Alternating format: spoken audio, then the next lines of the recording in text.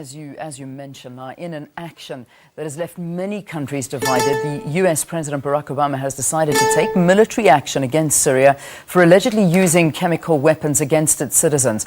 But for now, the US President is still awaiting the Congress's decision. Joining us now to take the story further is Tom Wheeler. He is a research associate at the South African Institute of International Affairs. Tom, thanks for joining us and welcome to Morning Live. Morning. What should we make of the international community's polarized view on this? Well, I think there are a number of factors. One is that the results of the actual tests that were done by the UN inspectors that visited Syria are not yet available. Yeah. And until those are available, it's difficult to get even a sense of what happened here and who might be responsible.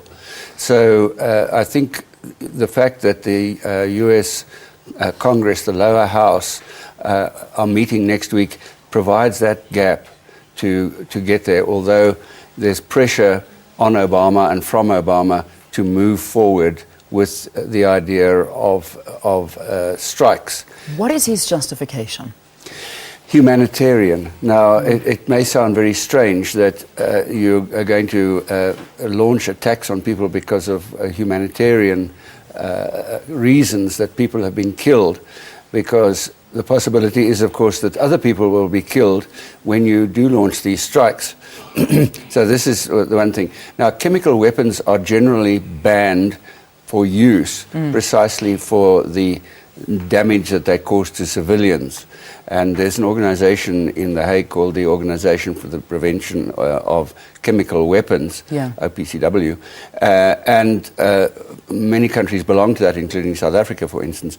So there's a general view that chemical weapons should not be used. The big problem is we don't know for sure who used them. Okay. Was it the Syrian government? Was it some faction of the rebels? And that isn't clear.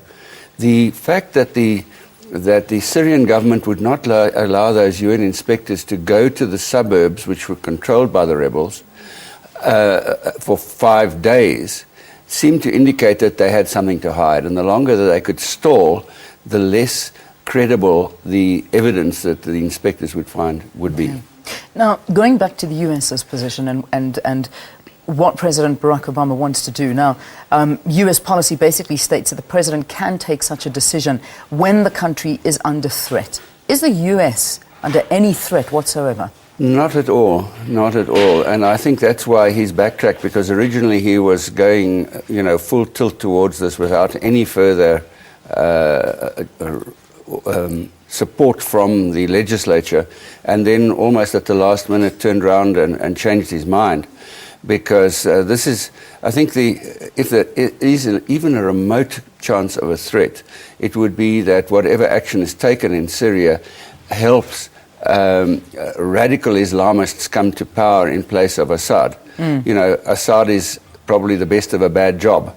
But you've got this confrontation going on between Russia, which supports Assad, and then the Americans and British and French and so forth, who think that he should go. So it's a very complicated, and there's no simple explanation or even solution to this, except one thing, that they've got to get to the point where they're prepared to go to Geneva and start negotiating with each other. All right. Well, I mean, we've even got the UN that are saying they are waiting for investigations to be completed. That's right. They're not taking any action until this is finalized and finished. And yet Barack Obama wants to go over the UN. I mean, what does this do to the integrity of the UN? And why is Obama choosing to forge ahead? I know you've answered this, but going ahead of the UN must be a big step. I think the reason is that the UN, as you refer to it, is actually the UN Security Council.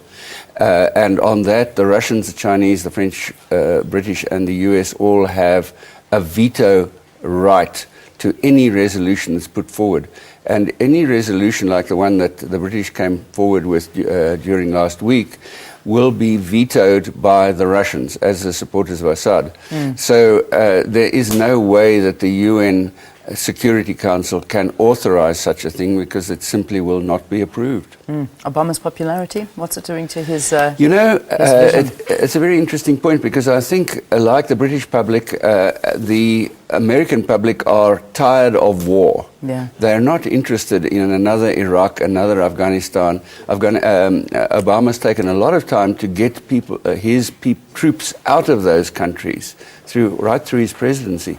Now to go and get involved in another one, even if there aren't feet on the ground, I don't think probably has the support of the public, and that's why the vote by the House of Representatives, the lower house, which is most directly elected and is elected every 2 years, is so critical to what happens after the 9th of this month when they meet. All right. Tom Wheeler, thanks for shedding some light on the situation between the US and Syria. He's a research associate at the South African Institute of International Affairs. Thanks for being our guest.